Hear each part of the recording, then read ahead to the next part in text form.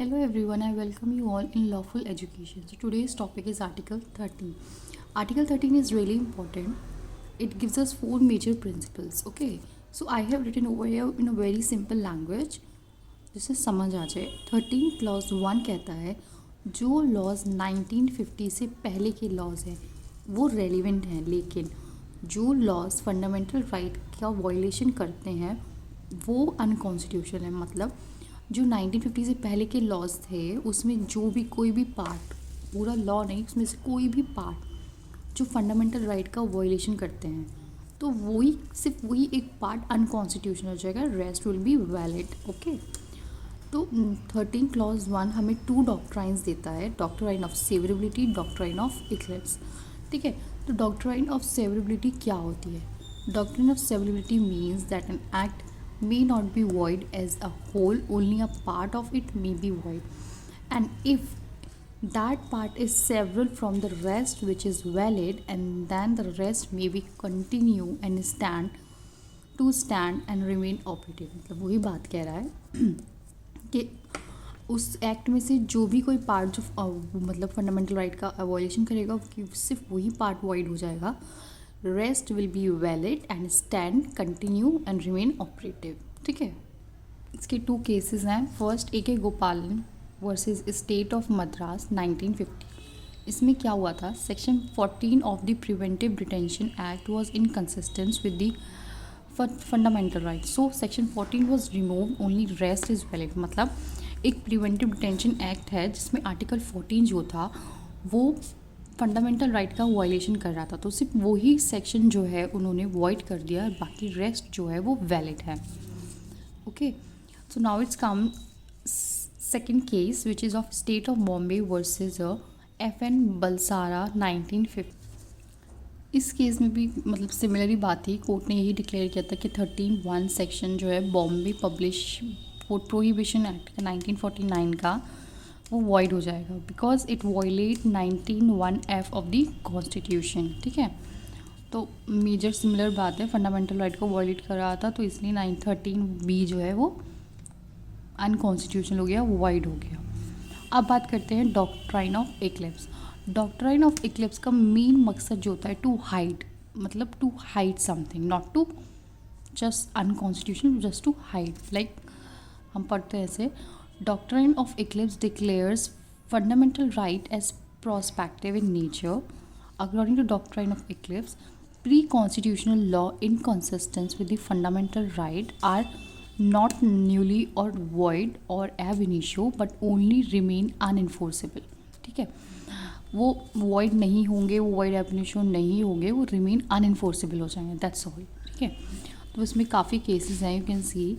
First case है Keshav Madhav versus state of Bombay 1951. Petitioner was prosecuted in Indian press emergency power act 1951. Petitioner जो था वो prosecute हुआ था इस एक्ट के through for publishing a pamphlet with no permission. ठीक है, this case was pending while a constitution come in force. ठीक है, जब कॉन्स्टिट्यूशन आया 1950 में तो ये केस उस वक्त पेंडिंग था. Court held that the act is void but not retrospective. What does it mean? मतलब ठीक है, जब फंडामेंटल राइट आए तो हमारा freedom to speech, freedom to do some, मतलब फ्रीडम है हमारे पास करने के लिए. ठीक है, तो ये जो एक्ट था कि इसने इसको पब्लिश करने से रोक दिया था तो उसको उसकी सज़ा मिल रही थी. लाइक उसका केस अभी चल रहा था. ठीक है, उसमें भी उसको कोई भी जजमेंट वगैरह नहीं क्लियर हुआ था. तो ये जब फंडामेंटल राइट्स आए तो इस एक्ट को इन्होंने वॉयलेट कर दिया, मतलब अनकॉन्स्टिट्यूशनल हो गया, मतलब अनइन्फोर्सेबल हो गया. तो पिटिशनर जो था वो ये कह रहा था कोर्ट से कि जब ये एक्ट ही पूरा अनइन्फोर्सेबल हो गया तो मुझे छोड़ दिया जाए, मतलब मेरी कोई गलती नहीं थी, मतलब इसे ऐसे रहने थी. तो कोर्ट ने ये कहा कि ये एक्ट अनइन्फोर्सेबल हो गया है, लेकिन जो उसका चल रहा था केस वगैरह वो नहीं ख़त्म हुआ, मतलब दैट्स विल बी गोइंग कि वो पूरा उसी बेसिस पे चलेगा. सेकंड केस है Bikaji versus state of Madhya Pradesh. इसमें क्या कहा था? The Berar motor vehicle act 1947 empowered government to take over motor vehicle motor transport business these sections becomes violative of Article 19. So Article 19 eclipsed these sections later due to amendment in Article 19, and those sections were no more in violation of Article 19. So these will come active. मतलब ये act जब आया था 1947 में, okay तो ये चल रहा था बिजनेस एक्ट, बिजनेस के रिलेटेड, ट्रांसपोर्ट ऑफ बिजनेस के रिलेटेड, ठीक है. उसके बाद जब फंडामेंटल राइट्स आए तो इसने आर्टिकल 19 का वॉयलेशन किया, ठीक है. और इस जब ये आया तो इसने जब आर्टिकल 19 का वॉयलेशन किया तो ये अनइन्फोर्सेबल हो गया. लेकिन लेटर हमारे आर्टिकल 19 में अमेंडमेंट हुए, ठीक है, उसमें कुछ चेंजेस आए जिसकी वजह से ये एक्ट जो है फिर से एक्टिव हो गया. ये वॉइड नहीं हुआ था लेकिन ये फिर से एक्टिव हो गया, ये रुक गया था, अनइन्फोर्सेबल हो गया था, हाइड हो गया था, यू कैन से. उसके बाद आता है आर्टिकल 13 क्लॉज 2 पोस्ट कॉन्स्टिट्यूशन. क्या होता है, हमने अभी क्या पढ़ा, प्री कॉन्स्टिट्यूशन 13 क्लॉज 1. अब हम पढ़ने वाले हैं पोस्ट कॉन्स्टिट्यूशन.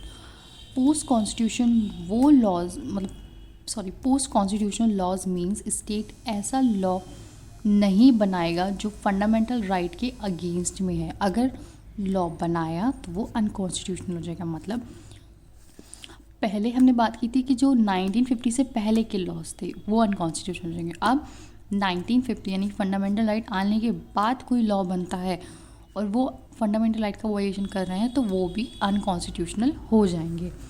इसका एक केस है state of Gujarat versus Ambika Mills 1974. It is an important case. Okay, Shri Ambika Mills was a company, एक कंपनी थी which filed the petitioner to declare certain provisions of Bombay Labour Welfare Fund Act 1953 as unconstitutional, as it is violative of Article 19(1)(f) right to property.